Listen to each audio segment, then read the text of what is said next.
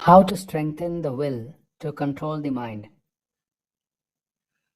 It cannot be said that we have no will to control the mind. The very fact that all of us have our own inner struggles indicates that we have the will.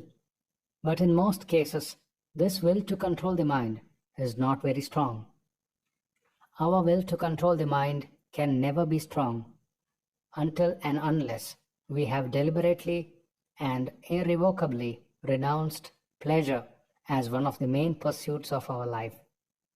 The canker which eats away the vitality of our will to control the mind is the pursuit of pleasure.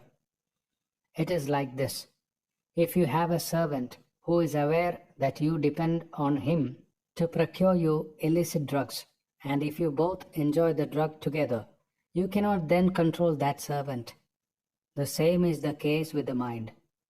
The mind which we use for seeking pleasure and enjoying pleasure, we can never control until we give up seeking pleasure.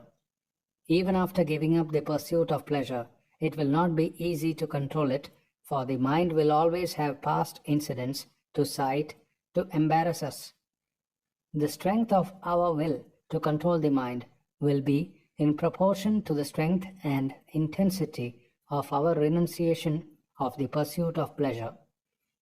Unless the pleasure motive is overcome, no matter what else we do, we can never perfectly control the mind.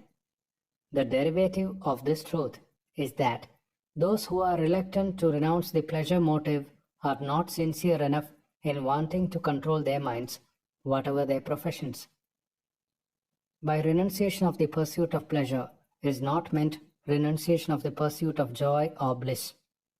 By pleasure is meant the enjoyment of sense pleasures or the gratification arising from what Sri Ramakrishna calls the unripe ego, both of which obstruct the attainment of joy or bliss.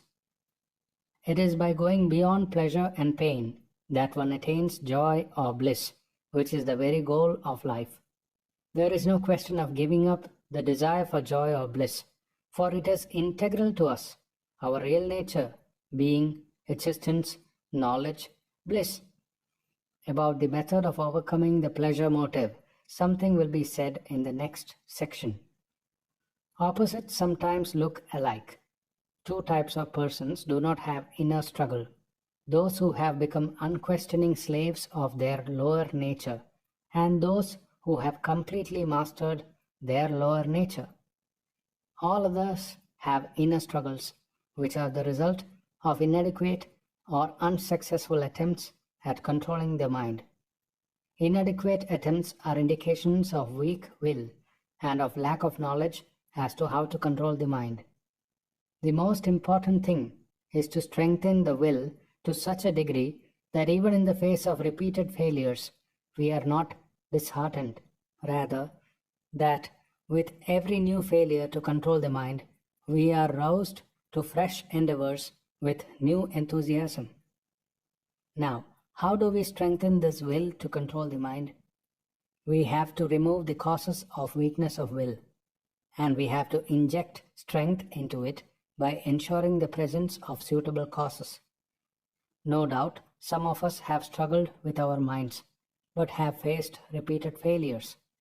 So we have come to believe that controlling the mind is not for us.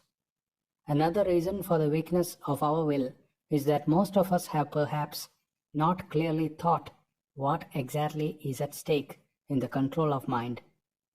If we had, the sheer instinct for survival would have driven us to strengthen our will to control the mind. As regards our failures to control the mind, we need not be unduly exercised. It has never been an easy task, even for the noblest of men, the nature of the mind being restless.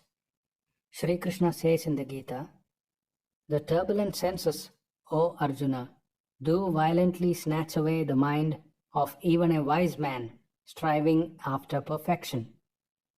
For the mind which follows in the wake of the wandering senses carries away his discrimination, as a wind carries off its course a boat on the waters."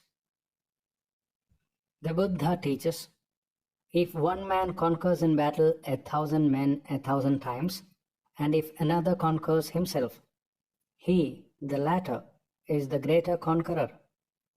From this we can understand that controlling the mind is the most difficult task in the world.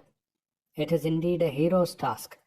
Hence, occasional or repeated failures to control the mind should not be taken too seriously. Failures should be taken as spurs to more determined, sustained, and intelligent efforts. For we are assured by the great teachers that perfect control of the mind is possible. All thoughts to the contrary must be eschewed like poison. Chapter 3. What is